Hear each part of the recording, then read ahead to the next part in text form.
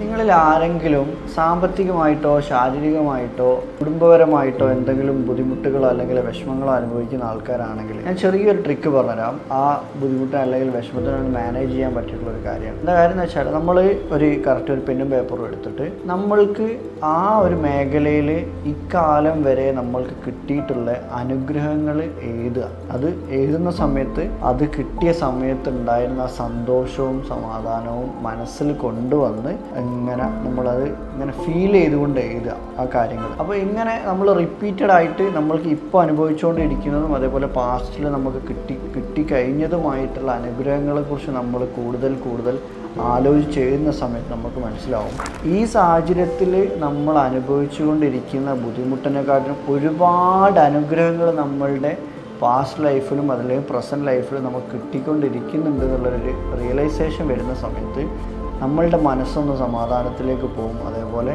നമ്മൾക്ക് ഇപ്പോൾ അനുഭവിച്ചുകൊണ്ടിരിക്കുന്ന വേദനയിൽ ഉള്ള സങ്കടം നമുക്ക് കുറച്ചെടുക്കാനും അതേപോലെ ഗ്രാറ്റിറ്റ്യൂഡിലേക്ക് ഫോക്കസ് കൊണ്ടുപോകാനും പറ്റും. അപ്പോൾ എല്ലാവരും ഒന്ന് ട്രൈ ചെയ്ത് നോക്കുക. Thank you so much.